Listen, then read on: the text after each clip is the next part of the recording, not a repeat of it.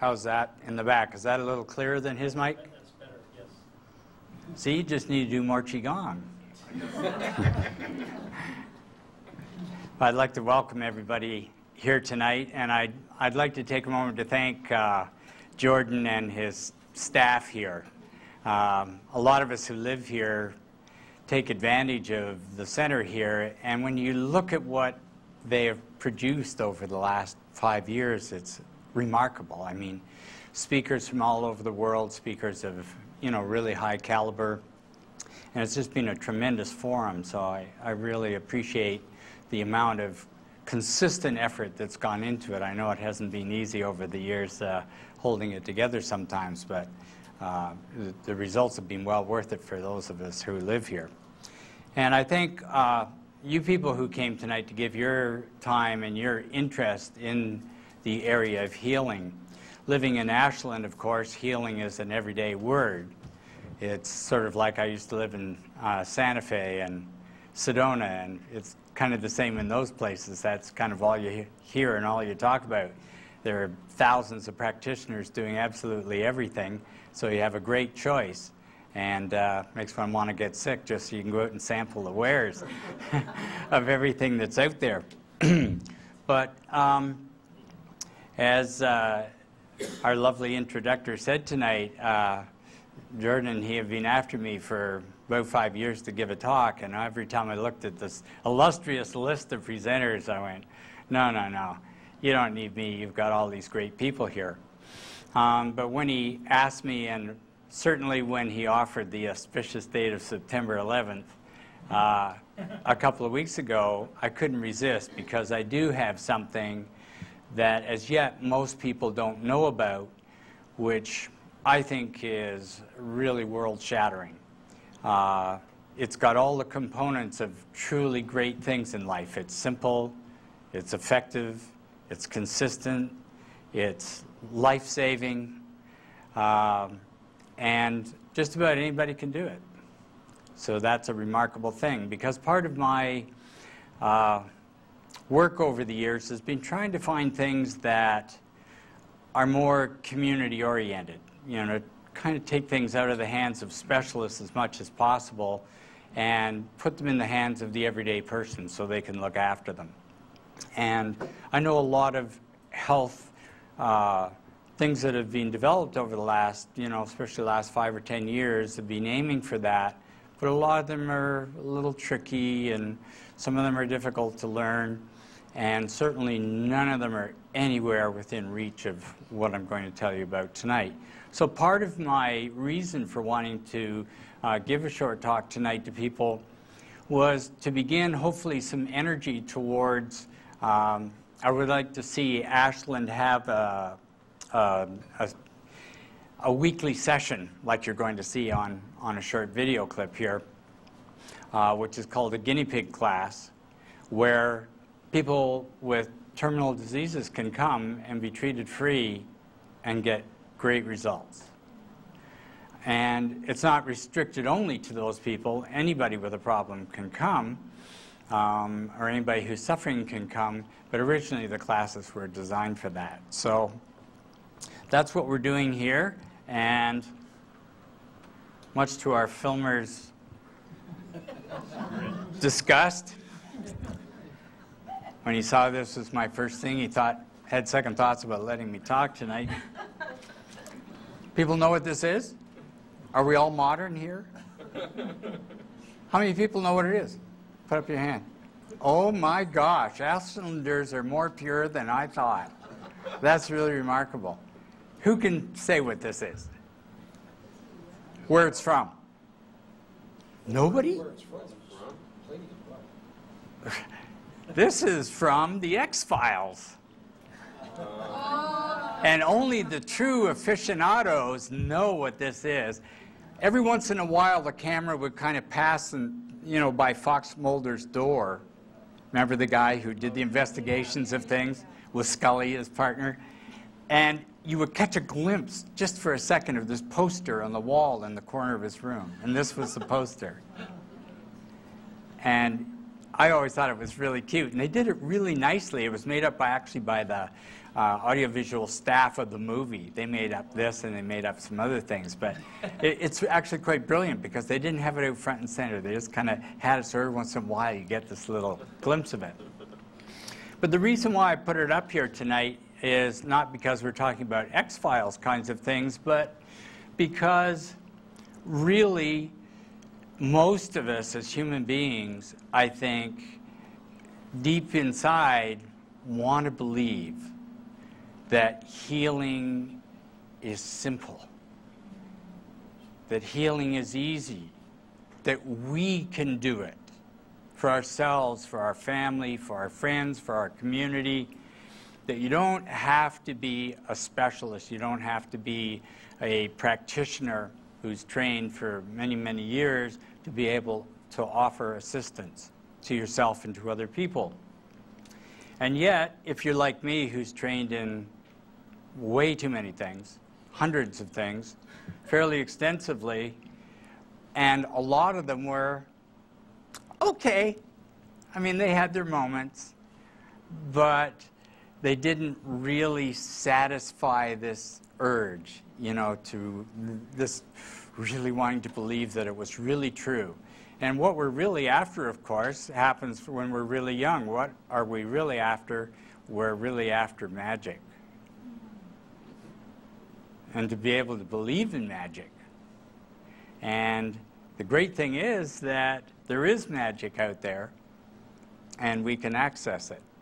And I've been very, very fortunate in most of my life to be able to find that out. So, as some of you know, I started off rather roughly, grew up in orphanages, and then came to live with a family, and I was given the typical vaccines of the day.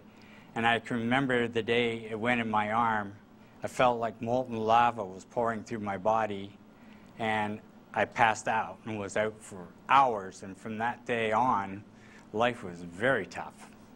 A year later, I was put into bed, told I would never walk, I would never get out of bed, ever. And fortunately, being an Aries, you know, the guys upstairs give you some tools, and one of mine was being an Aries. And I was always able to say, I don't think so. So even at age 8, I was able to get up and get going. But it continued on with some pretty severe problems. And then in my teens, I died twice before I was 20. And I had just about every disease known at the time. Was in and out of hospital all the time, and they never knew what was the matter with me. But it was grueling every day. Especially from the age of 11, I can remember looking back at my diaries, wake up every morning, 4 o'clock, and say, do I want to live today? Is it worth it? Do I want to do it? Every day for the next 8, 9 years. And then I was laying in the hospital after having died the second time, and they told me, that's it, we don't know what's the matter with you, but you're not probably going to make it. And again, I said, I don't think so. So I said, you must have some medical books in here. And so they gave me all the medical books they had, and I started reading them. And then I went off to medical school, which was one of my bigger disappointments in life. But, you know, it had its moments.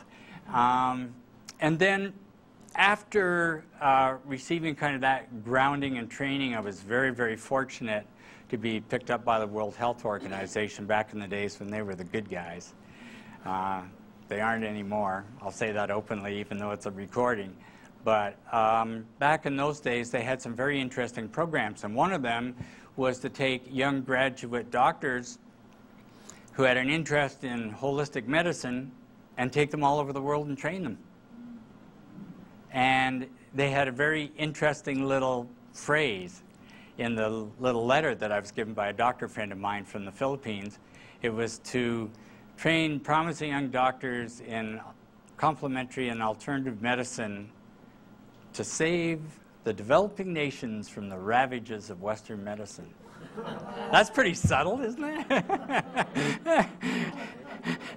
So somebody was working for them at that time that they hadn't done a background check on. But it was a great program. You know, we became master homeopaths.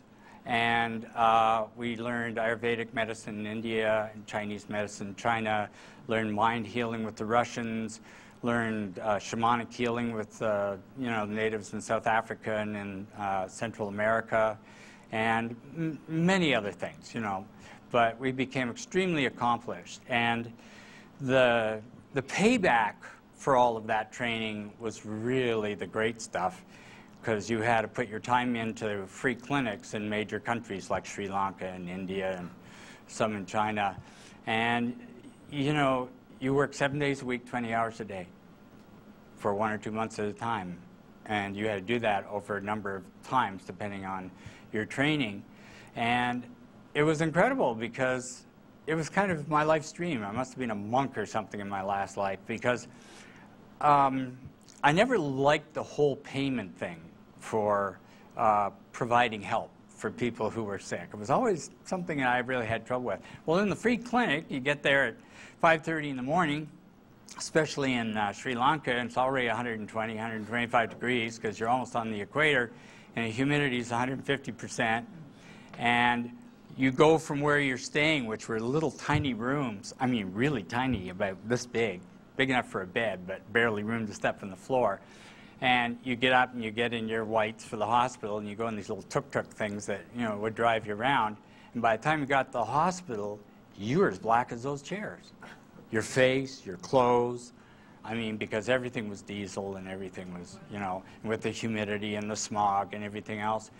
So you get to the hospital, and they'd throw open the back gates of the hospital, because we didn't work inside the hospital.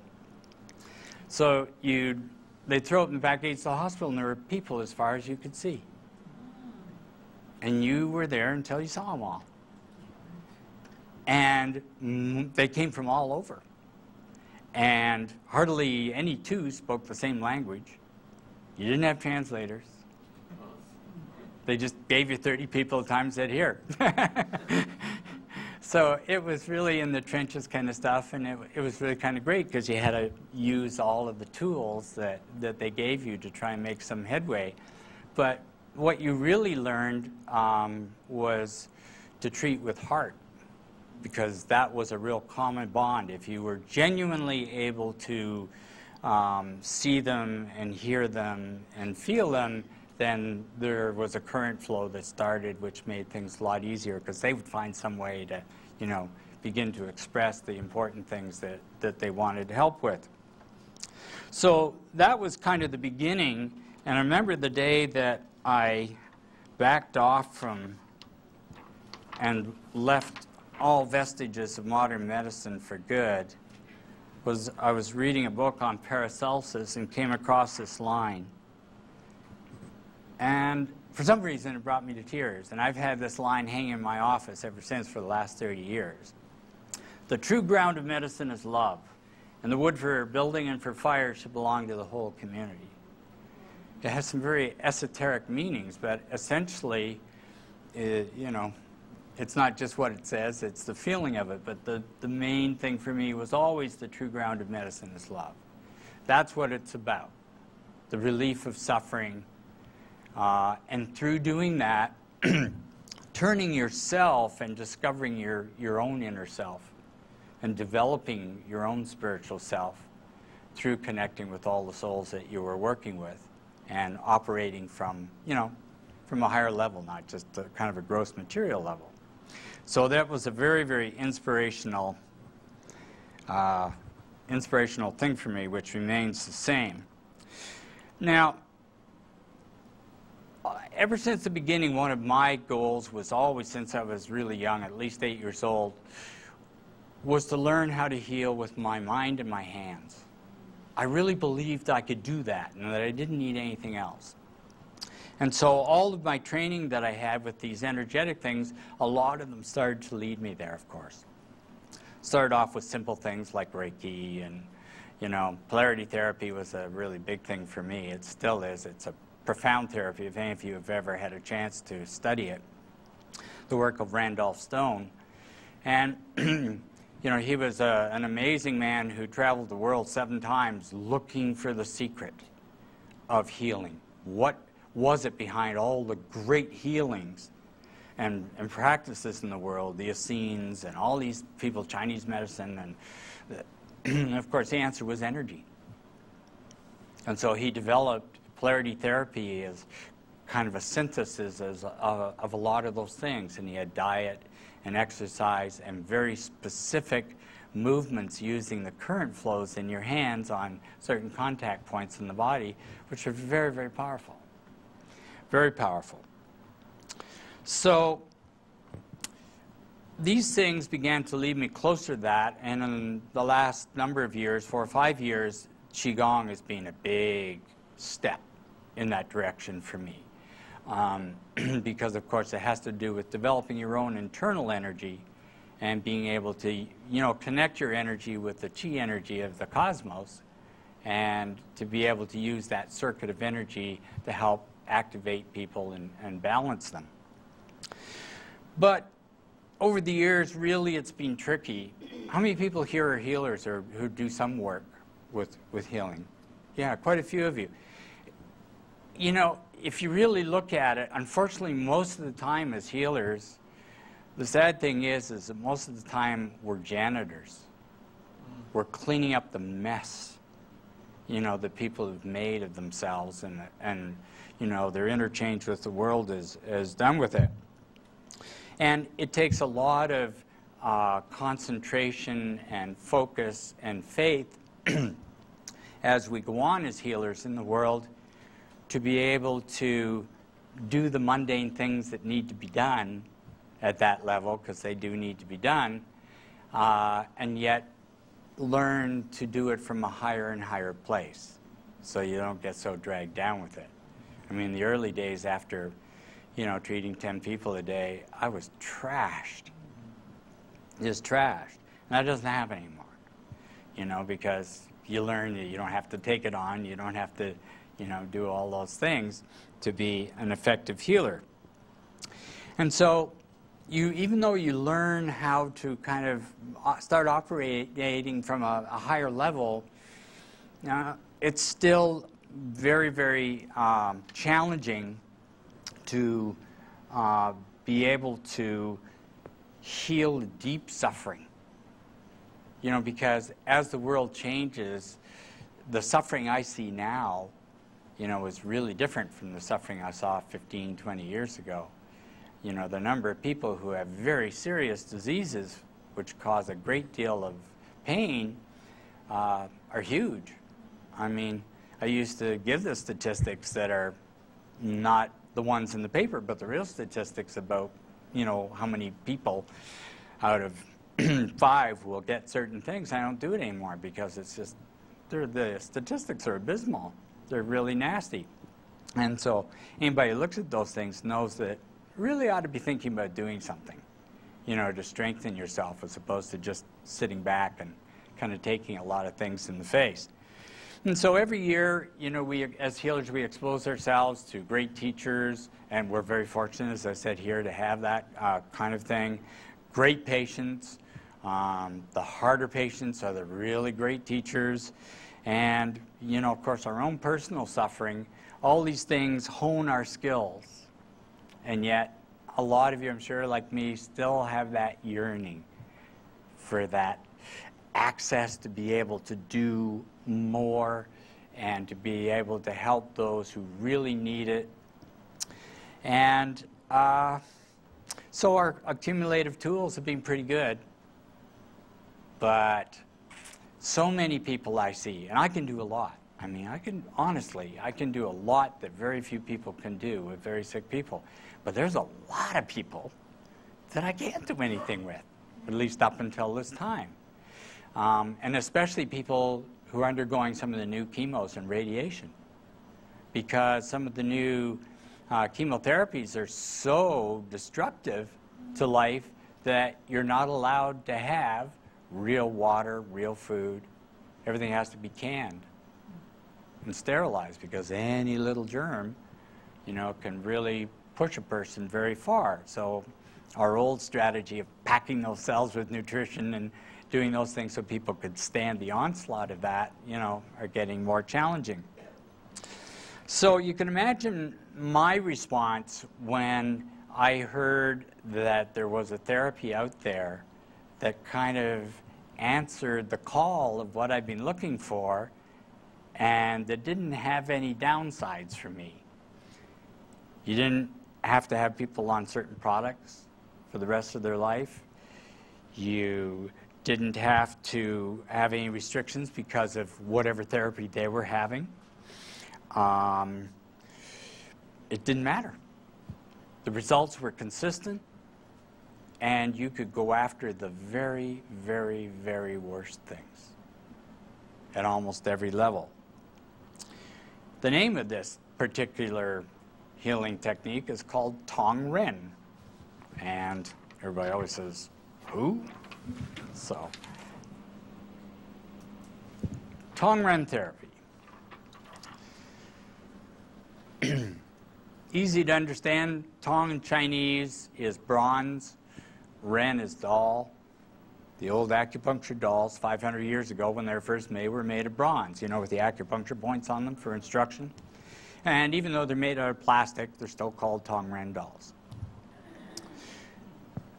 The therapy was developed by an amazing man by the name of Tom Tam. It's like somebody made it up, right? I mean, it's an unusual name, Tom Tam. Tom Tam came here in 1975 as a political refugee and stayed here ever since. And he's one of the giants. And I know a lot of you have, in your searchings, have come across these people. There are people on this planet that don't have any official, you know, stuff that do amazingly great things. Well, Tom's one of those people. Yes, he's trained in acupuncture. Yes, he's trained in Tai Chi. He has one of the oldest, most profound masters in Tai Chi, has been his teacher for 30 years. Yes, he's been well trained in Qigong. However, he didn't go to school. They didn't have school during the Cultural Revolution in his part of China. And so it was just his drive as a human being and his constantly asking questions about things that led him to develop this remarkable healing outgrowth of some existing things. Tong Ren is a combination of traditional Chinese medicine, but mainly one old part of it. And along with that, Western anatomy and physiology and chiropractic theory. A blend of those three things. Very unlikely kind of blend. What Tom discovered after, you know, thousands and thousands and thousands of people in deep questioning and trying things out was the old stuff by this old part of the Chinese medicine was called Huatuo Jiaji, and it was after Dr. Huatuo, who was alive 2,000 years ago. He was one of the first people to use anesthetic in surgeries, and he did some profound writing, sort of like our Paracelsus kind of guy. But as in China, as here, and many other places, he was a little too good. And so he was put to death, and his books were burned, and so there was very little to go on. And although Chinese medicine, traditional Chinese medicine still uses the name in their studies, as anybody who really looks into it will tell you, you try and follow it, and it's kind of nothing there. You know, it just disappears. The real details of what you want to know aren't there because a lot of it was lost. Well, he got on the trail of this and started working it out with a few clues that were there. And Huatuo Jiaji means the treatment of the spinal thing. That's why he connected it with our chiropractic theory and treating both sides of the spine. And what he found is that, of course, in its simplicity, going beyond, you know, we first start to get sick when we separate from unity, right? Whatever that means to us in our particular spiritual persuasions. But when we get down into the physical plane, the blockages are, the diseases are caused by blockages in flow. That simple. Blockages in flow of chi or energy through the body creates problems, aberrations and patterns of flow, and that affects the organs, affects muscles, glands, and so on. And so, depending on our genetic makeup, our little deck of cards that we're dealt, you know, we'll get sick when there's blockages. Well, he was able to figure out all the blockages for the causal patterns for those diseases in the spine. And you probably... That's right. See, I thought it was magic, but still have limitations. On the left are his points and what they're used for, and over here is the chiropractic system and the acupuncture system. So you'll see some commonalities and overlaps, but quite a few really different things. So based on that whole concept of blockages, Tom Tam developed a thing called the Tom Tam healing system, just so he wouldn't forget who did it. And it's really quite remarkable. You know, he uses acupuncture, he uses Tui Na, which is an acupuncture special massage thing, and he uses Qigong, but the main thing is the Tong Ren. So how does he do that, and why is it so remarkable? Well, let's take a look at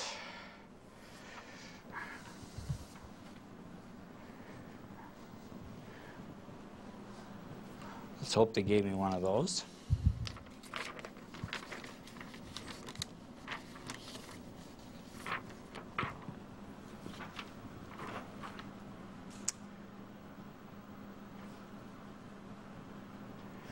When you train with Tom, when he's training doctors, it's really funny because, you know, he talks about his theory, he talks about everything, and so, you know, everybody's saying, yes, yes, yes, I can understand that. And then he hands out his textbook, which is called A Lazy Bum's Guide to Healing. And it's pretty interesting. I've seen people walk out at that point. But the reason why he calls his book that is because if you read the little sheet that advertised this thing, it muttered something about healing for the whole community. Tom Tam wanted to create a system that was exactly what we were talking about before, that anybody had access to, anybody could learn, families could learn, and be highly effective at. And so, quite by accident, he came across a book by Carl Jung. Now, you're talking about a guy who didn't have any education, didn't go to university, didn't study philosophy, didn't study psychology. And he reads this book by Carl Jung on the collective unconscious. And he goes, bingo, I can use this. So what he did was he developed this system, puts it up there in the collective unconscious, so everybody has access to it. And the more people that use the system, the stronger that paradigm gets in the collective unconscious. It's a little bit tricky to understand, but bear with me here. In the beginning, he and I were talking when I was training with him. He said, like 5 years ago, the best practitioners were people like myself, you know, who had a lot of strong mental control, who had a lot of understanding of the theoretics of it, and who could kind of emotionally get out of the way and, you know, really, really focus. But now, anybody in this room could, on their very first day, get results. Because this thing is anchored in the collective unconscious, which we all share, and that energy is fed from we won't get into too many names because everybody has different names for it, but you know, from superconsciousness or whatever you want to call it, that energy feeds into that commonly shared mental area. And so the chi flows into that, and we can access it for healing, which makes it very different. Because in Qigong, like Qigong masters treat from the stored up energy, you know, in their Dantian. And so there's a limit. Not for some. I've seen a few who could just like do thousands at a time. But for the average person, it has to do with how much energy you have as to how much you can put out. But you don't have to really put out energy with this system, because the energy is fed from the unconscious to you.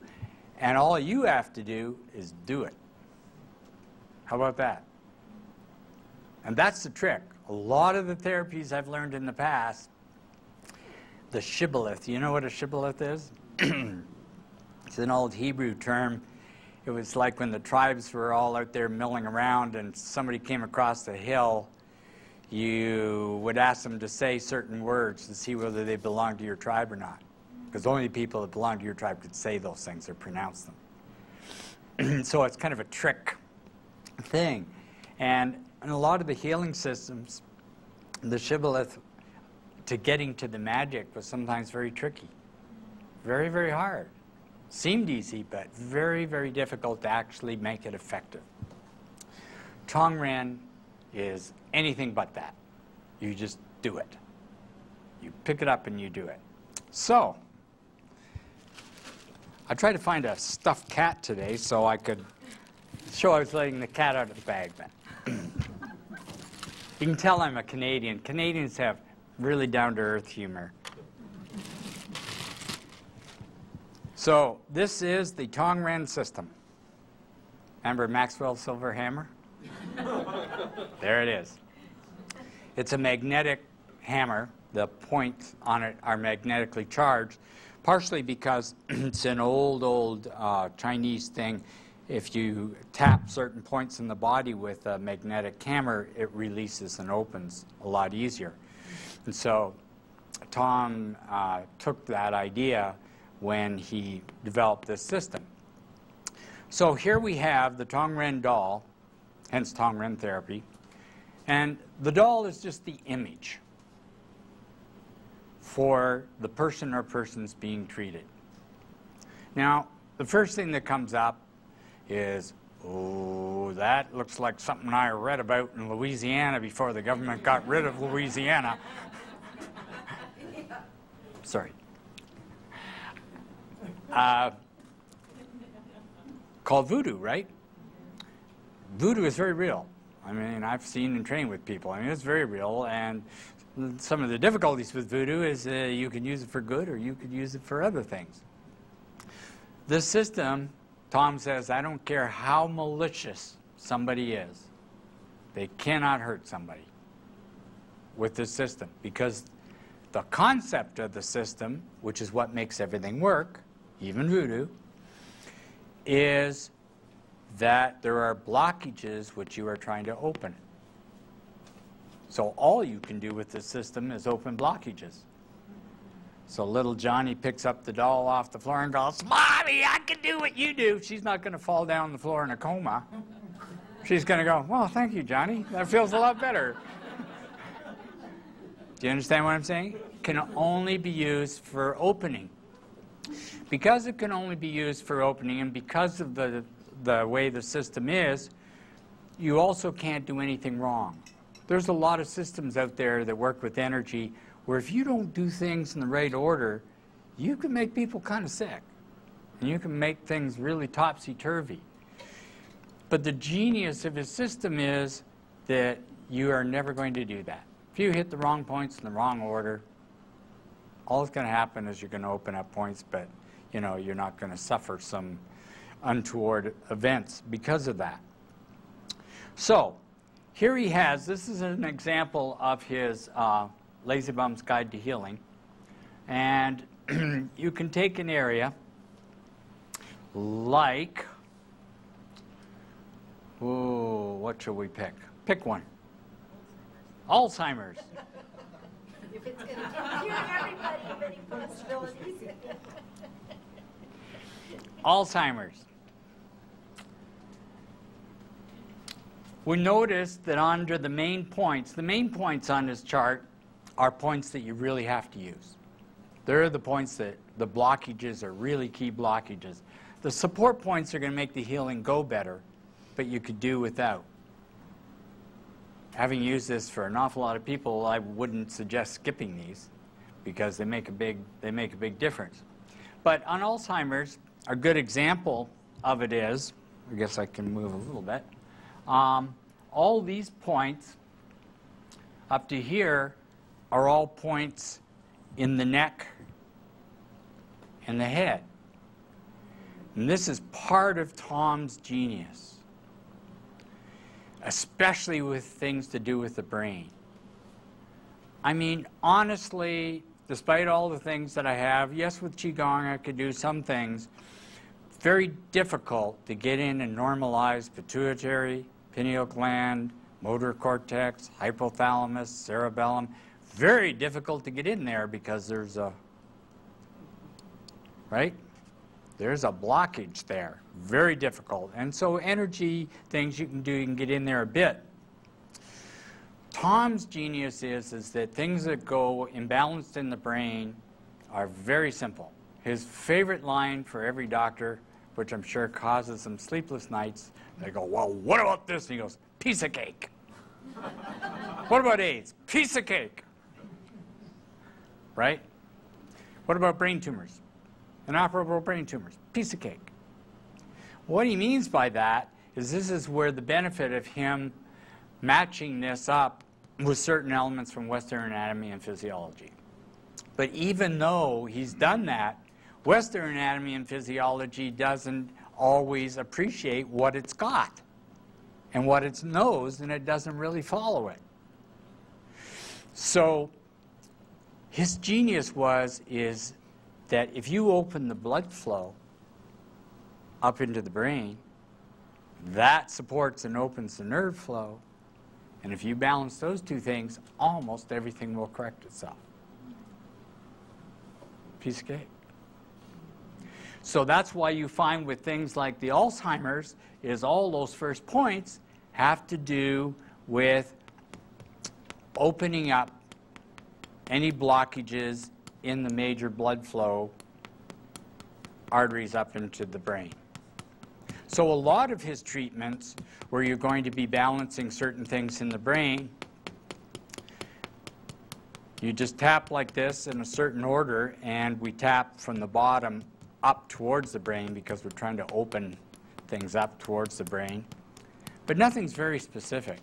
You watch Tom in a group, and he has everybody treating somebody in the hospital and says, okay, now we're going to work on thoracic 7. So everybody's working on thoracic 7, and then pretty soon, you know, and you're going, Tom, that's not thoracic 7. Everybody else is still, you know, sitting here. The intention is almost all that's needed. I'll jump right to the finish line and tell you that he told me that anybody that practices regularly for over a year or so will get to the point where they don't even need the doll and the hammer. That because they understand the process, they think of the person and the problem, and that makes a connection with the collective unconscious, and bing, it's done. Or you could visualize it being done, and it's done. But he asks all practitioners, no matter how advanced, for the first year to do the nitty-gritty work like this because it strengthens that paradigm in the collective unconscious so that people like you, if you want to learn it, can pick it up and have good results right away. So you open up the blood flow up into the brain, and then there are very, very specific points for opening up both sides of the brain so they work together, and opening up the hypothalamus and motor cortex and memory centers and all of these kind of things. So you can see why he says piece of cake. It's in alphabetical order, and you just treat the points in order. And in the book, there are pictures to show you where the points are. You know, so if you're not an acupuncturist, it doesn't matter. You just look at the picture and go, oh, yeah. And then after you've done it 4 or 5 times, you remember where those points are. Now, why am I so excited about this? Well, when I took my training with Tom in the hospital in Denver, Colorado, he lectured for a couple of hours, and then he asked one of the doctors to bring somebody in that they hadn't been able to do anything with. And this was a big hospital in Denver, big teaching research hospital. And they brought a doctor in who had a head-on car crash and was totally paralyzed. And, you know, he was in bad state. I mean, his wife said 20 hours a day, you know, whatever noise he could make, he would make it because he was in pain and he was suffering. And so they wheeled him in, they put him down there, and Tom started working on him, explaining what he was doing, opening up all the, you know, blood flow to the brain, and which was feeding the nerve flow to the brain. And then he worked on the pituitary and the pineal gland and the motor cortex and the hypothalamus and some various other things for about 10 minutes. And he goes, so doc, can you move your right arm? And you could just see his eyes narrow as much as they could. You could just imagine what he was thinking, you know, are you dumb? Do you know what my condition is? And he goes, like this. Can you move your left arm? Could move his left arm, or could move his hand a little bit. Can you move your head? This is somebody only eyelids could move. Feeding tubes or eating, everything else. Next morning, this man woke up and he could speak. 1 10-minute treatment. Next patient, fellow with advanced Parkinson's. After 10 minutes, 70% relieved. Third case, hospital worker at the hospital who had polio 40 years earlier and had to use a walker. Pretty extensive walker, not just a simple little thing. And after 10 minutes, she could walk in the room. Yeah, she had a big, you know, drag on that leg on that side, but she could walk. And it went on like this, on and on and on. And so we saw, you know, some remarkable things, and you sort of go, wow, yeah, that's Tom, you know, he's got a, you know, he's got a gift. And he kept saying, no, no, no, you know, you don't understand. This is easy, anybody. It's set up for you. Anybody can do it.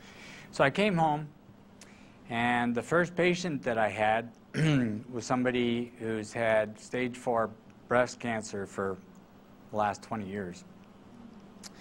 And her husband and I, over the last 5 years, have done a lot to kind of keep her pretty okay. But the damage to her body was pretty extreme, and it did spread into her bones. And she got to the point where, of course, the pain was insurmountable. Insurmountable. She just wanted to jump off the, you know, the back banister. And she said, can you do anything with the new thing you learned? So I thought, wow.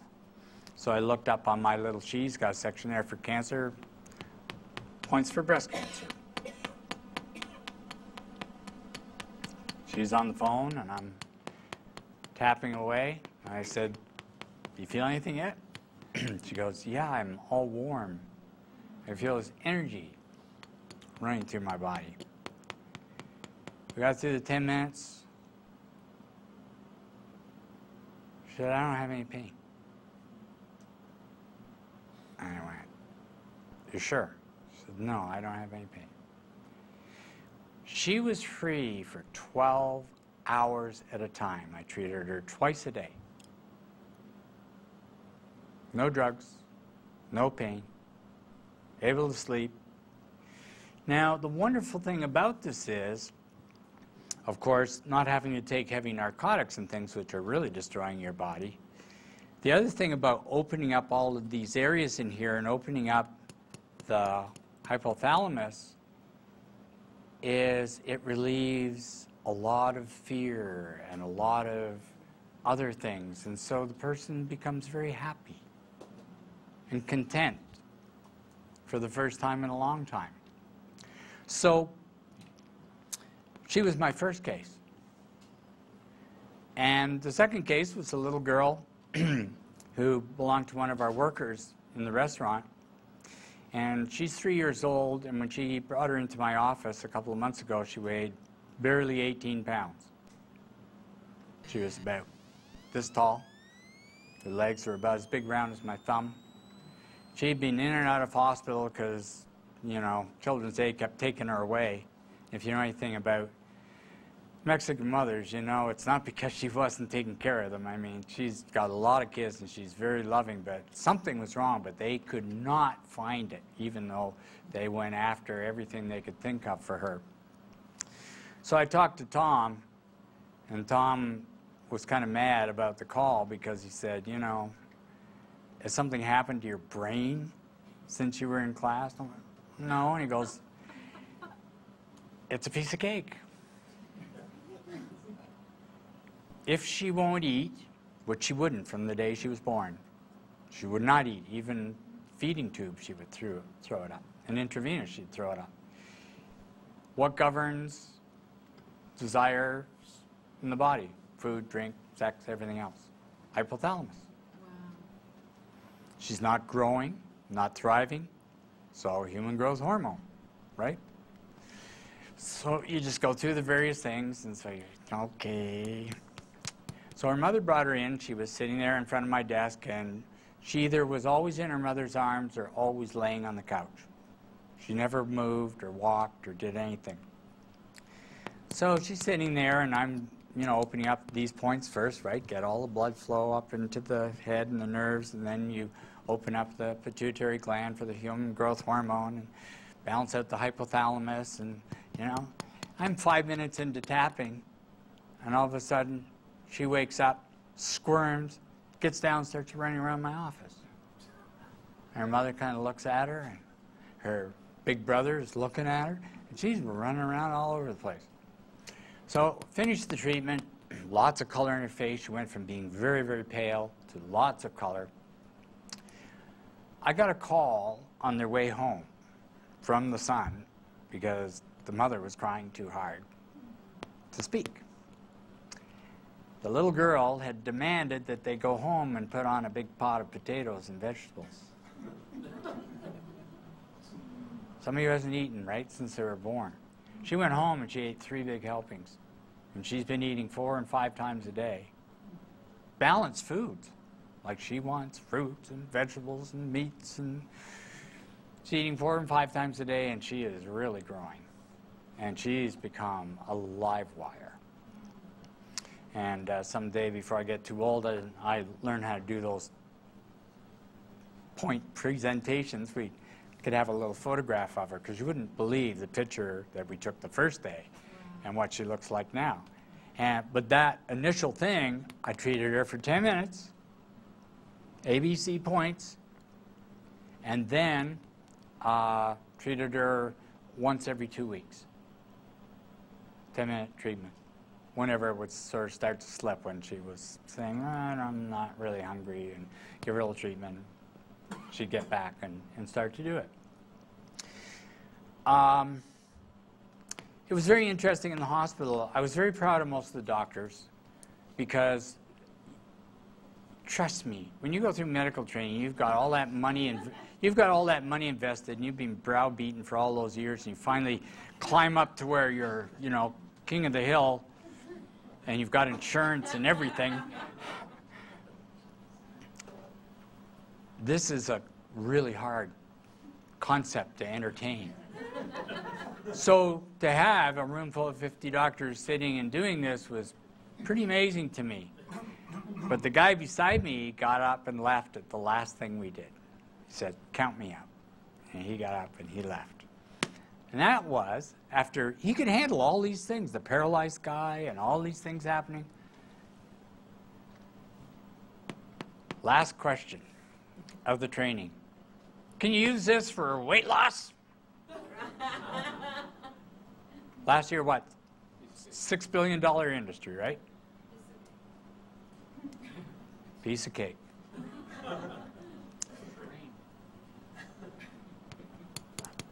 Open up the blood flow into the brain.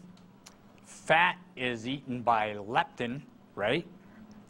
They now try and inject it into areas of fat in the body. It doesn't work very well because that's not how it's designed to work. So you treat, pituitary gland, human growth hormone, you get the leptin produced, then you treat the motor cortex and everything, get that stuff out there and working. So Tom's kind of an irreverent kind of guy. And he said, wow, we're in luck. We're in a hospital. They only hire fat people. That's what he says. So he sent one of the doctors off to get somebody. They brought back this woman from radiology who was about 4 feet and 310 pounds, this black woman. And she came in. He says, would you like to lose some weight? Well, she let him have it between the eyes, I've done this and I've done that, and nothing works, and don't mess around with me, honky. And really, she let him have it big time. And so he just stood his ground and he says, no, I mean it. Would you like to lose some weight right here, right now? Not tomorrow, but right here, right now. He said, you're getting paid for this break. She says, okay. So he sent her over to the nurse. She got weighed. They weighed the top of her hips and marked it with tape where they marked it, and they measured her waist. And then they weighed her again just to make sure. And he did his little thing, manufacture of leptin, get it out there, get it working through the body, working through specific points in here which cause the body to start kind of, tightening and pulling things in. 10 minutes, send her back over there, 7 pounds.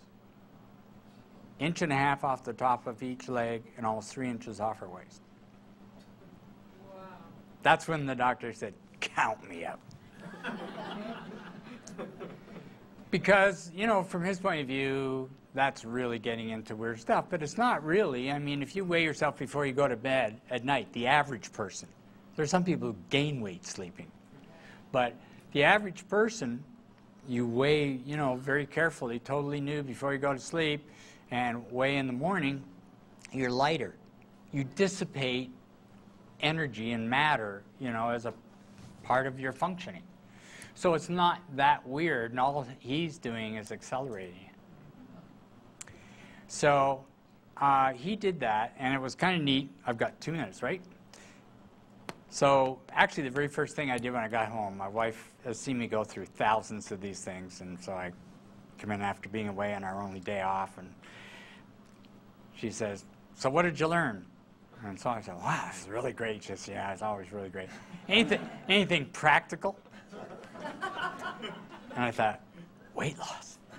Every woman, no matter how thin, right, has got a pair of jeans in the closet that they shouldn't be wearing, but they really want to wear. And it doesn't mean they're heavy, right? So I said, yeah, we learned a thing for weight loss, and it's like it can happen immediately. Sure enough, she ran upstairs, came back down with this pair of jeans. And she could sort of get them up, and she could do the bottom button, but she could not do the top 2 buttons. There was no way that was happening. So I said, well, sit down, just close your eyes and relax, and, get all the points, right? No incense, no special mantras, right? No special breathing techniques. Just do it. So I do the points with confidence, even though it's my wife. Which is very important. You sit there and go, oh my God, what if it doesn't work? No, you just do it. Did the points. She stands up, buttons up her pants, and I could take my hand and put it in between here and her waist. And there was a little bit of room at the top of the thighs. It was no longer stretchy tight. So that was how I justified my being away and spending money. So we're going to take a little break. And then afterwards, I'm going to show just a very short clip of Dr. Tam. running one of his little things so you can see what he's like, and then we'll have some questions and things like that.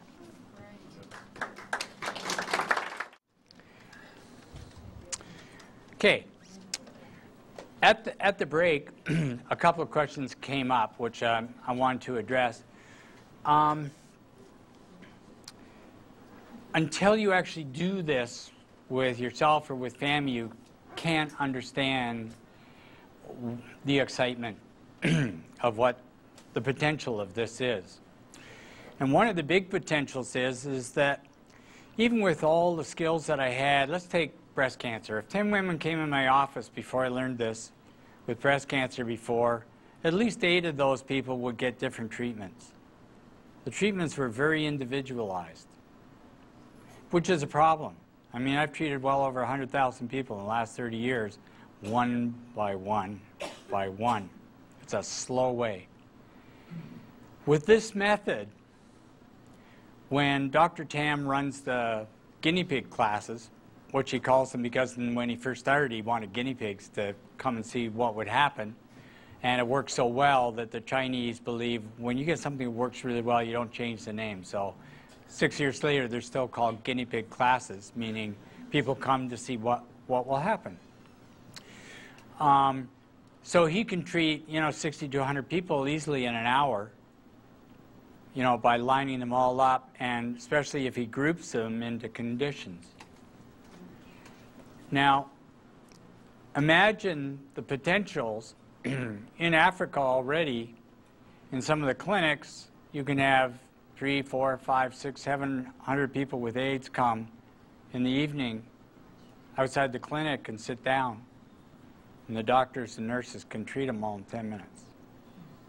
And they're getting good results. You could treat a stadium full of people with a condition all at one time. So anybody who's got a creative mind can sort of get a glimpse of the potentials of where this kind of thing could go. But for a practitioner, it's really quite remarkable. And it's one of the reasons why I would like to, get enough interest going that eventually we have a, once a week class where those people who need it can come and free and be treated. Because one of the other nice things about this kind of therapy, and that's one of the ways the test for me is whether this is a good therapy. There are therapies out there that work, and I won't mention any names, but it's not that they don't work, but just because something works doesn't mean you should do it. You really, if you're going to be a good healer, you want to be sensitive to whether something is correct. Meaning, is it spiritually ethical? Is it morally ethical? Is it, fostering ego growth versus healing of somebody or whatever? You develop the tools you need to be able to ascertain with the things you learn, is this something that's good? One of the most remarkable things about people say, well, don't you get tired if you're, treating 20 or 30 people a day? And I say, no, I'm actually a lot better afterwards. Now, anybody who understands energy understands why. The reciprocal energy field that I'm exposed to treats my points too.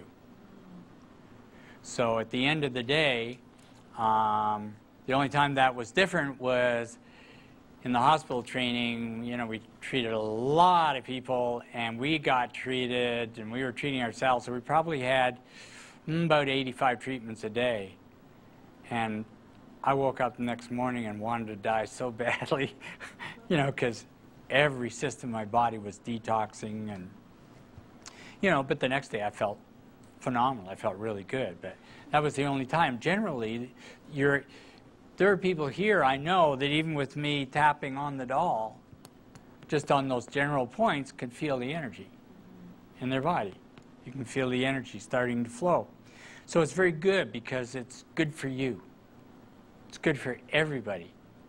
I have people who come in, a husband brings his wife who's got cancer, he's sitting there, we do the treatment, and all of a sudden his face opens and the hardness leaves and he's smiling and he's says, wow, I feel so relaxed, I feel so good. You know, he's in the energy field, so everything benefits from that. So it's quite good.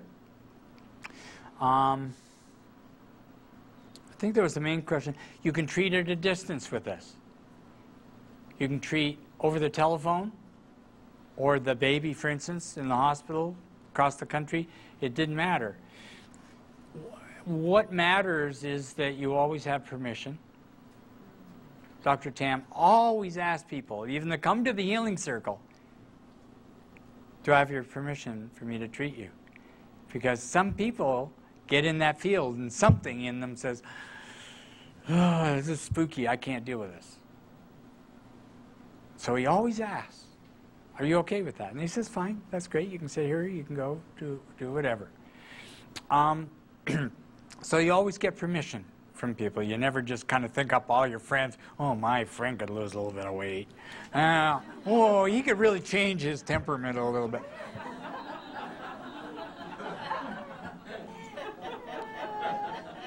No. That falls into the little rabbit foo-foo category. You know, little rabbit foo-foo? Running through the forest, scooping up the field mice, popping them on the head. Some of you are young enough to remember that. So you always ask permission, and some people, some of my patients, it's important for them just because of the people they are, at least for the first 2 or 3 times they come in the office. So they see what I'm doing, and they experience it. And then when we do it on the phone, which is the next step, you know, of loosening the apron strings, we do it on the phone. They call me at a set time, and they hear the tapping, and they know what I'm doing, and they go, oh, yeah, oh, I'm feeling relaxed, and it's working. And then, you know, you can get to the point where you don't even have to do that. You just set times. I'm going to treat you Tuesdays and Thursdays at this time. And it's great. And it works. One of my big joys when I got back was a friend of mine who developed very rapid onset MS. And she's been deteriorating pretty fast, and so I started treating her when I got back, and she started feeling it right away. I mean, she almost lost her voice, and her voice would come back to normal, and strength would come back. And she phoned me one day, because I'd set times for her, but she didn't know what the set times were. And she phoned me one day, and she said, did you just treat me? And I said, why? She said, well, I've been feeling so good for the first time in 6 months I went out of the house with a girlfriend of mine. She took me to a restaurant. And I had my walker and everything, and I had to go to the bathroom, and I got up from the table, and it was a long way to the bathroom, and even with her help, I couldn't do it. I was so weak, I just couldn't do it. And she said, all of a sudden this energy poured through my body, and I was able to stand up and walk on my own to the bathroom and back. And it was exactly when she was getting the treatment. So it's very, you know, it's really a very remarkable kind of thing, especially being so easy, being so simple. The basic accoutrements are the hammer, the doll, the workbook, which has all the, you know, points in it and all the various diseases and things, and this handy-dandy Chinese laser. You know it's a Chinese laser because it says 90-degree. Something happens in the translation. It doesn't really work. But the laser is a remarkable thing. Only Tom Tam could have thought of this, I'm telling you. Use this when you have pains that you don't know of or points that need to be treated over a period of time. I had a lady the other week that came in. She'd had abdominal surgery about 6 months ago. Ever since her surgery, she had a lot of pain. She went back, they checked her out, couldn't find anything. But I mean, really disturbing pain, 24 hours a day. I didn't know what to do. So while she's sitting in the office, Dr. Tam says, get a case like that, put the laser on it. We're sitting there talking, and all of a sudden, she goes, it's going.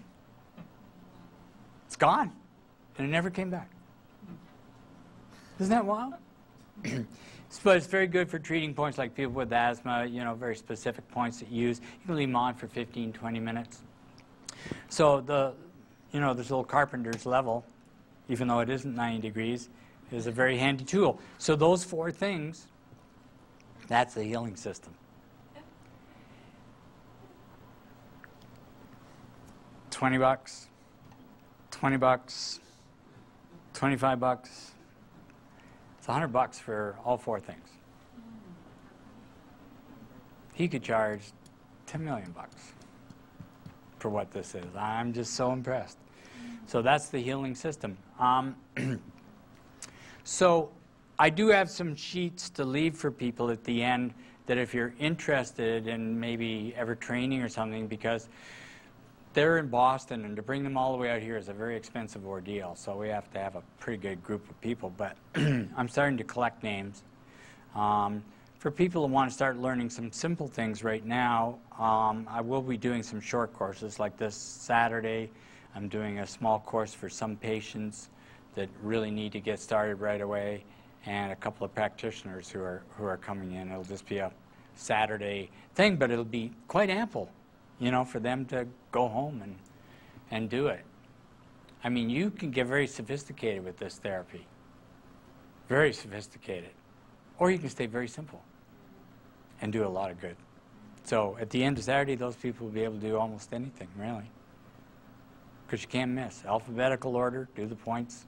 All they need to do is to have some, you know, to do enough of it and to feel it and to see it, and so that they can go home with confidence and know that they're going to be doing something good. So, so the main things about the thing, I just want to remind people, the thing about the Tong Ren is that it has a much wider healing range and much faster results. When you can take pain, I have a new patient 2 days ago who's had advanced cancer for 2 years, and even with heavy narcotics, the pain is almost life-threatening. And her husband said to me, and she's lost the use of her urine and everything because, you know, it's a cervical thing and it surrounded her ureter. And her husband said she has not even, out of the corner of her mouth, cracked a semblance of a smile in over 2 years because her pain is so horrendous. 10 minutes on narcotics. And that's hard to do. I don't know any other system that will get behind that. With all narcotics she's on, this big smile comes over her face. Her husband cries. He hasn't seen her smile for 2 years. And the pain just went. She is averaging 9 to 12 hours without pain a day. I'm treating her twice a day. Just that is huge. And her urinary system is starting to return to normal. So we'll see. You can't promise anything because everybody's different. You know, some people, remarkable things, other people it's slow. And some people, those blockages we talked about on the back, if you're not getting results, you have to see them in person or send them to somebody and say, you've got to work out the blockage, you know, on the right side of T4 or whatever it is, because as long as that block won't let go, they'll burn up the energy and just keep burning it up, and it'll never heal. It'll just give them a lot of relief. But a lot of relief to have somebody say, not only am I out of pain, but I'm happy today. I feel good. That's a big thing. So a great tool. And so I'll leave a list, and if you're interested in learning more about it, you can do that. If you want to go to, I forgot to mark it on the sheets, you can go to just tomtam.com or tongrenhealing.com, and you can find your way in there. There are places where you can order the things for yourself, the books, and you know, the worst that happens is we have little classes, you know, where I get 20 people who've bought a thing and go, could we have a little class? And we, you know, do a morning here and there or whatever just to, you know, make it usable for you. But I'm kind of in a rush to get it going because something very big is happening, and very unusual. He is averaging 95% on stage 4 cancer cures, and around 90 to 92 on AIDS. Nobody in the world's doing that. Not even Oral Roberts did that. It's insane. Because his first patient happened to be somebody at Harvard Medical Research Center with terminal lung cancer who got better and is still better 6 years later. That's what started it all. Dana-Farber, you know, the big cancer research people, and Harvard Medical Research Center are doing a joint research thing on him. And they're doing it because they've seen the results. And that's good and bad. And I warned Tom about this.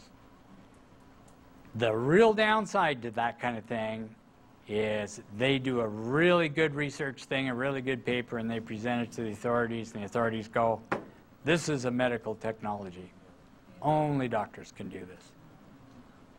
So that's the kind of case where you want, you know, 50,000 people out there going, you know, because really, it could happen when they see how good it is. So it's a risk. So the more people are doing it, I think the better. So I encourage everybody to at least consider it. Any questions? Yes? You mentioned 90, 95% success. Right. What are the characteristics of the people that don't respond? Is there any common denominator? I've got one. And oh, I'm sorry about that. Thank you. He said, are there any common denominators for the people who don't get better? And I don't know yet because I haven't treated enough. I mean, I treat a lot of people, but not enough to, and we're keeping really good records on everybody we treat. The one or two that aren't getting better have both had their stage 4 cancer for 10, 15, 20 years. So it's done a lot of damage. So even though they're alive, I mean, you know, the one woman, I can take my arm and put it right through her body. I mean, it's eaten a hole right through to her spine. I mean, there's a lot of damage, and I can keep her out of pain, but she doesn't seem to be healing. Whereas, you know, some other people in the very first guinea pig sessions, breast tumors shrink remarkably. So I think some of it has to do with how long it's been there, how much underlying damage is done, whether it's metastasized. But, you know, even people with kind of are kind of really down and out have really shocked people in how they've responded. So I can't really answer the question yet. Yes? How intense does your focus have to be? Very good question. My focus is, hi Mary, how are you feeling today? Whether she's in person or on the phone, or the baby, all I did was say, this is for Madison, you know, and her last name, you know, we're going to work on this, you know. You just establish the basic intent, and then you let it go. Exactly. Very fast, very immediate, no heavy concentration, no, because then you're using your conscious mind, and you're out of the loop of the collective unconscious. Very good question, yeah. Yes? When you were doing something, I'm trying to remember now. When you were doing the first time you tapped the dog. Yes. After we came back. Listening to your voice, listening to your presentation puts me into such a relaxed state. And it's not really easy for me to relax, especially when it's more. Yes. What you were doing a little while ago. I have severe disc degeneration in my neck. And no, I'm not in extreme pain, but I have a high pain tolerance. Yes. Take myself away by doing things that give me joy.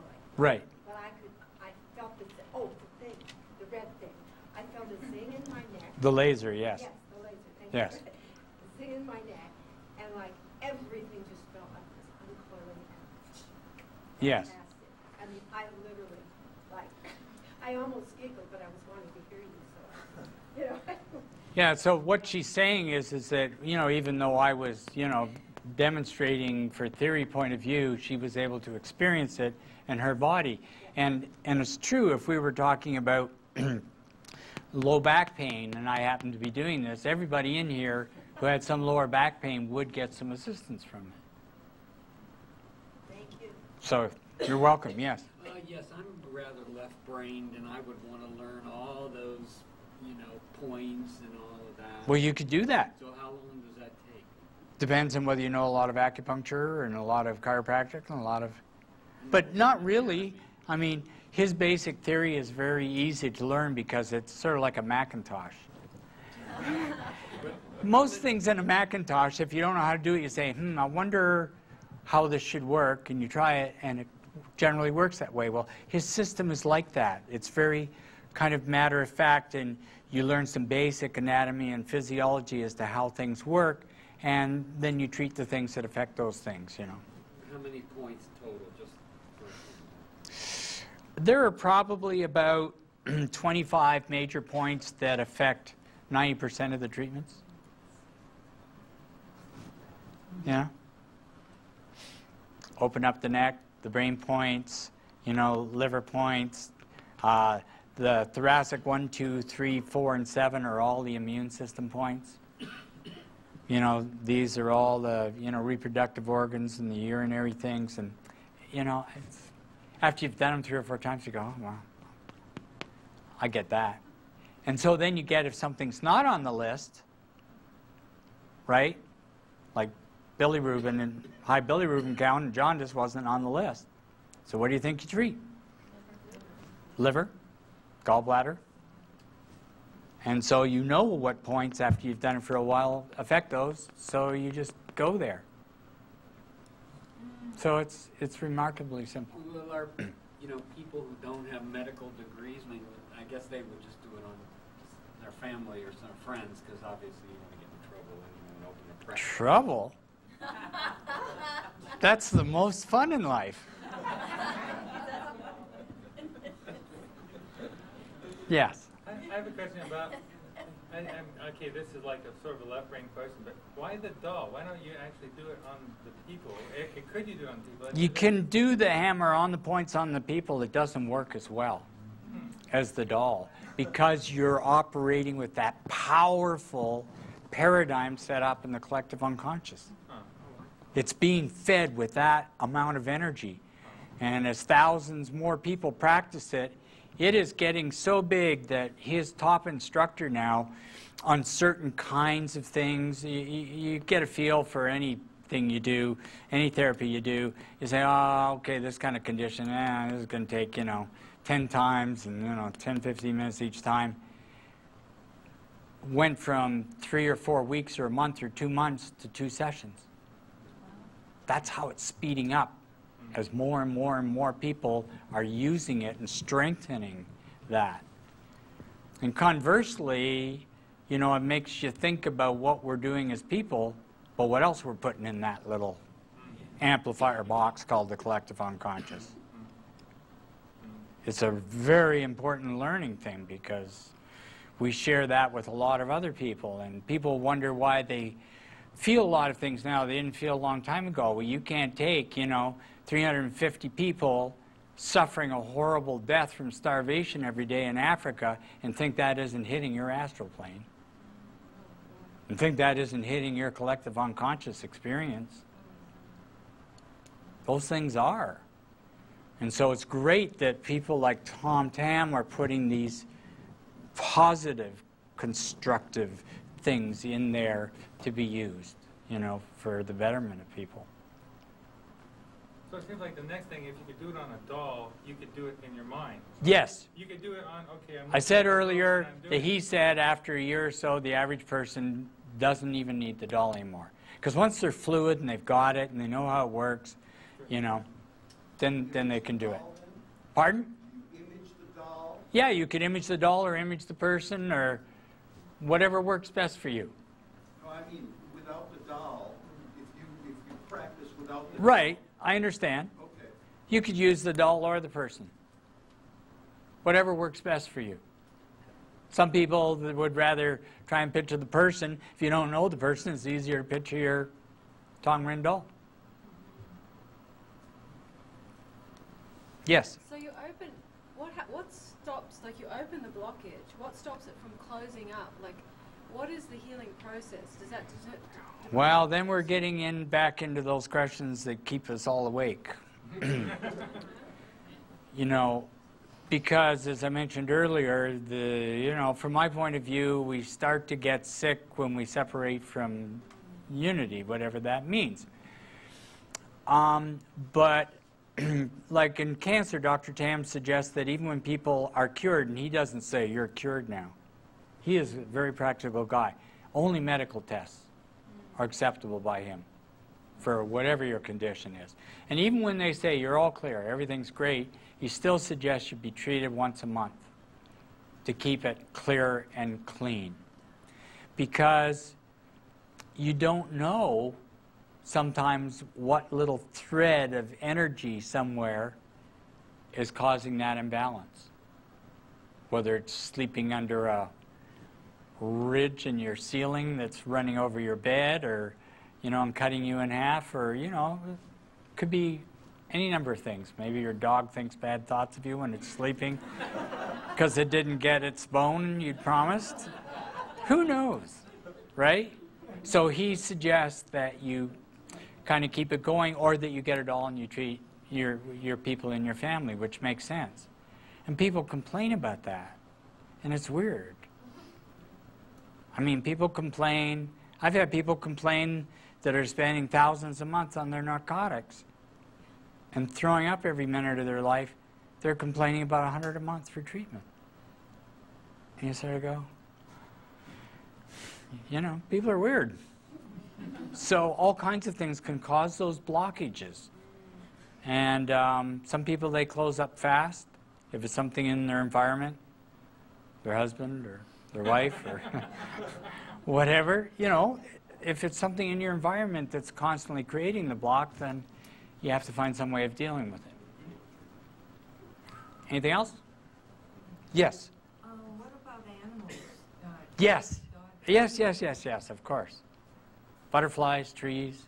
Do you have to have Yeah, but Tom ran a dog dog. for a cat or a dog? I don't know how they do that yet, because I haven't been involved with that, but I'm interested because I've treated a lot of animals, over my career, and they're really remarkable to treat. So I don't know how they do it. But I would imagine that they've got acupuncture dolls for animals. They have them for horses. Yes, I know horses, You probably could use that same map. and I've seen one for pigs, do for dogs? and dogs I've seen. But So, you could just transpose the points in a visual image. Right. That you would do. right. I just don't know what the details are, but I will find out. Because the physiology is pretty much the same. Yes. Yes. Do you think that when you open the points, that which has been causing the blockage, thought, emotion, like you said you went through a detox. Right. So do you think that's something you would want to talk to people about? Like, or do you just... That was only because we were doing such extreme things. So you think it's a very, like, gentle, more of a gentle, like, the body just adjusts gently to the treatment? Oh, yeah. Very rarely do people, she's asking whether people, go through detox, and you have to explain that to them. And I'm saying, I don't think I've ever seen anybody yet have a detox reaction. Their immediate reaction is what this lovely lady talked about. Very first reaction is a feeling of warmth. You feel the blood moving up into your head, and then you feel it flowing through your body, and you feel this relaxation. And lots of times you can actually feel a current moving around your system, and you may get little twitches or whatever, but no detox that I've seen, which is great. Yes? So belief or acceptance plays little role? Very good question, Howie. Very good question. The question is about the role of belief. You are going to get much better results as somebody doing this if you believe it. But people who doubt get good results too. But the thing is confidence.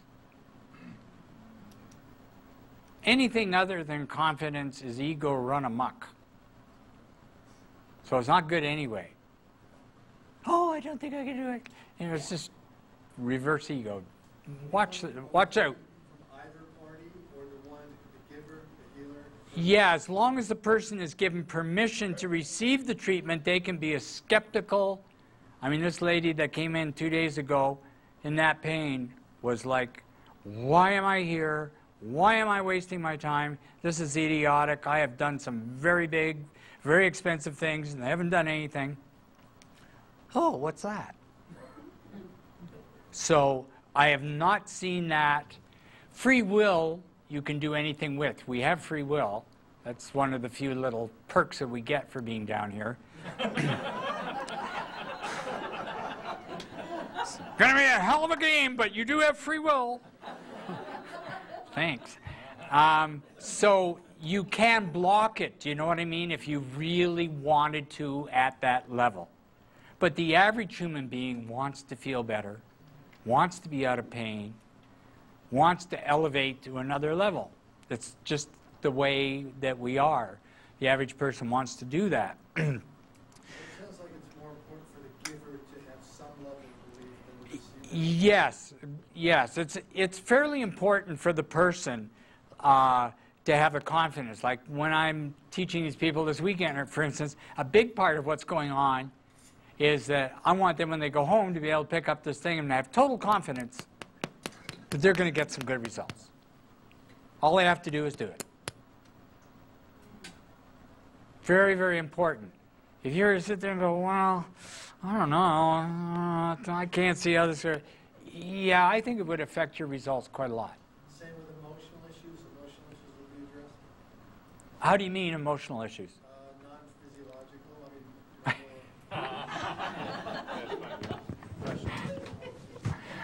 Yeah. But I'm not understanding your question about emotionals. Can you treat them? Yes. Yes, you can. It's very, very interesting. I'm treating this family of girls in Texas. Started treating her mother for weight loss on the phone, and all her daughters are very heavy. And most of them are addictive personalities. You know, they're into drugs, alcohol, binge eating, all kinds of things.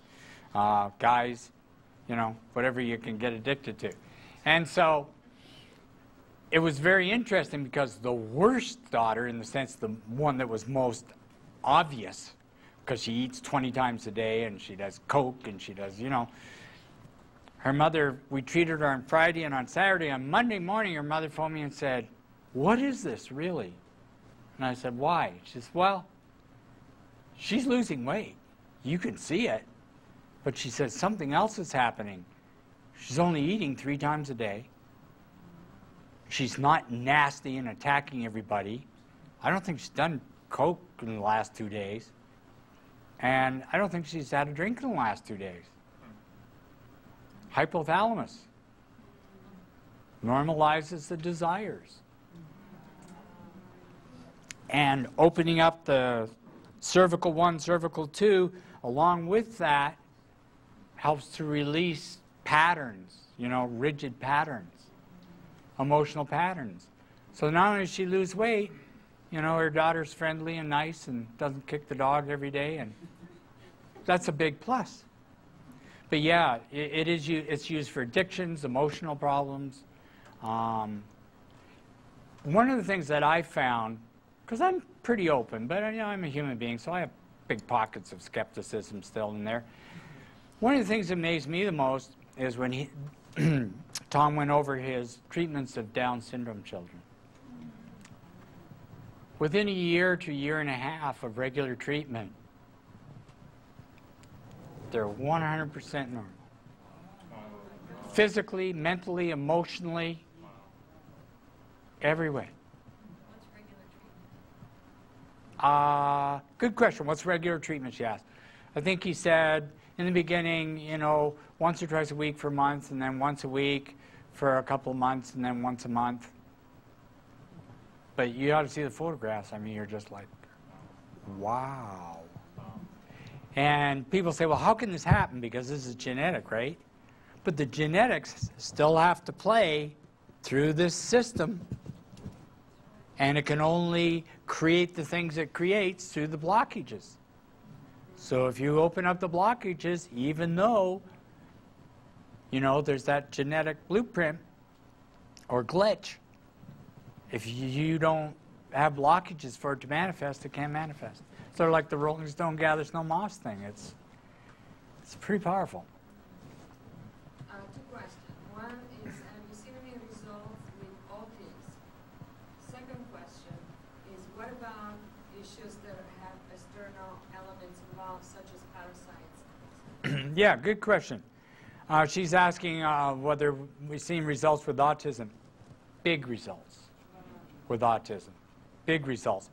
And all the other kind of semi-related things, learning disabilities, hyperactivity, all those things are brain function. Despite the fine gold guys claim about the diet. It's, you normalize the brain function and normalize the blockage in the spine. It's remarkable the things that will clear up. Now, so autism, and the other one was? The other one was when there are external elements such as... Oh, parasites and things, right. Heavy metals, that kind of... Yeah. I don't know. I mean, I'll find out, because that's my territory, is cleaning up the biological terrain. That's what I've been doing for a long time. So I'm kind of watching that, and a lot of people I normally would go through the practice of cleaning out all that stuff. We're just doing the treatments, and I'm watching their blood. So we'll see. I don't know yet. Dr. Tam does not give supplements. He thinks supplements are the biggest curse ever put on the earth. And there's a lot of new research which is starting to suggest he's right. Joseph, can you speak more about the blood analysis, and have you actually seen blood analysis improvements on patients you've been working on? Blood analysis, live blood analysis is very tricky. Because we're talking about you prick your finger and you put it on a slide and put it under a microscope so you can see your biological terrain operating. You can see your red and white blood cells and see, yeast, molds, viruses, bacteria, parasites, see whether you're digesting proteins, fats, carbs, sugar, iron, B12, folic acid, all those kind of things. The normal thing that people use to see whether there's an improvement in live blood in things like this is, of course, the old standby of whether the blood's free-flowing or not. And that's very tricky because lots of things that you do, including this, are going to cause some cleansing in the organs and tissues.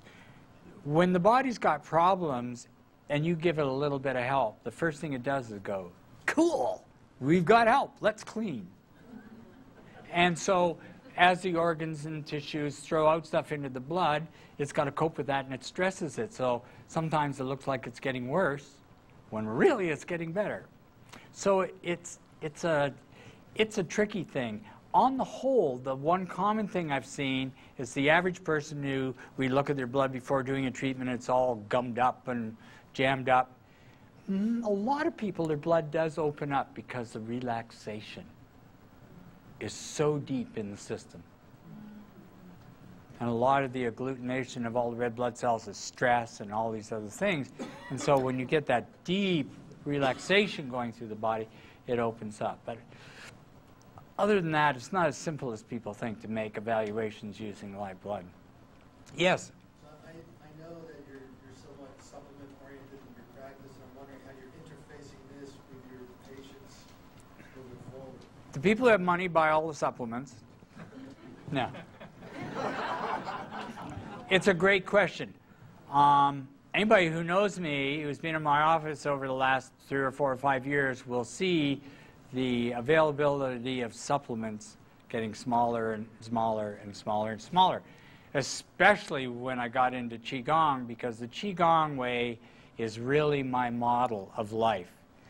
When the energy is flowing through your body in a balanced way, and you're, relating to life and the cosmos, you don't need a special diet, you don't need a special car, you don't need special friends, don't need a special bed. You know, you may have seen this in China. You see some of the Qigong masters, the old guys, they'll take out their little tin cup out of their bag, scoop water out of the sewer on the side of the road and drink it. And you sort of go, you know, somebody like me who lives under a microscope, I go, hey, I don't think you want to do that. You know? They metabolize it. They just... So not to have to rely on things is a very, very good thing. And so the more that your system is open, and Tom is just very against people being dependent on things. He wants people to get to where energy is sort of all they need. And he does teach a therapy, the Pigu therapy. He's very good at that. And he has some students who have just been on water for 4, 5, 6 months. And they are. What do you mean? Yeah, explain. I'm not telling. How can you be on water? Just water. They're not eating any. No food. So what does that mean? Are they absorbing like energy from? Yes, the fabled breatharian thing, back again. And not everybody can do that. Very few people can do that, but he is very, very good at getting people, you know, into a very special state called a Pigu state. And he's written a book on it. He's written a number of books. His Tom Tam's Healing, a great book on cancer. And if we get his guy here to talk about cancer, I want 500 doctors in there, because what he has to say about cancer rocks the world. So he's written books on all these things. Several studies have shown that water stores intention. Stores? Intention. Well, sure. Gives being pissed off a whole new meaning, doesn't it? You're quick. Yeah, water in our bodies. I mean, water is one of my big things. I also deal with reclaiming water on a bigger scale, lakes, rivers, things like that.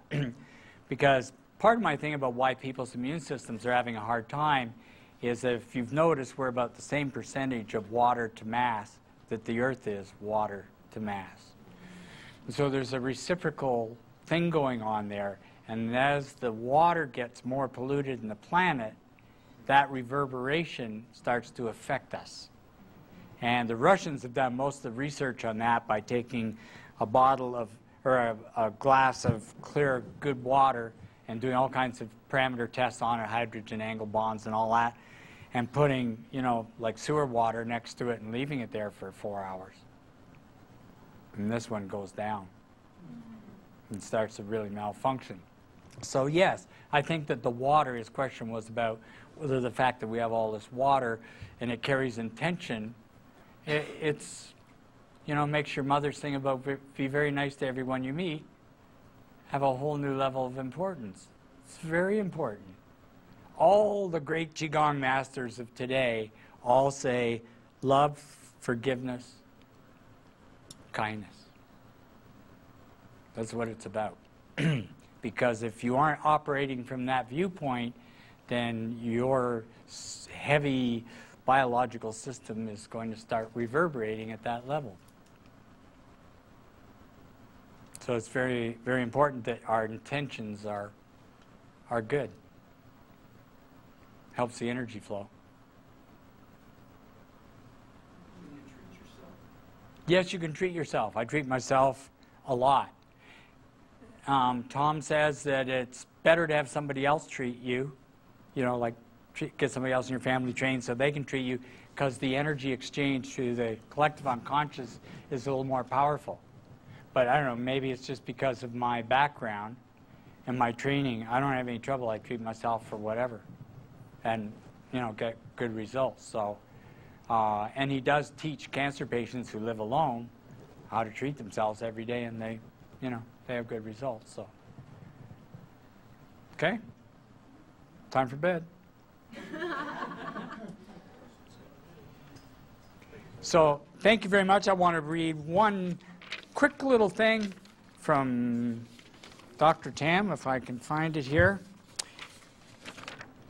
Tongren is not a miracle. Liar.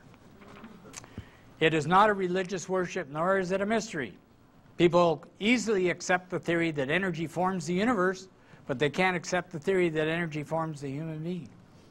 If you believe the life force, the human being's energy, which the Chinese call the qi, and you want to feel it or recognize it, then come to our guinea pig class. Wow. So thank you very much. And as I say, anybody who's interested, I'll leave a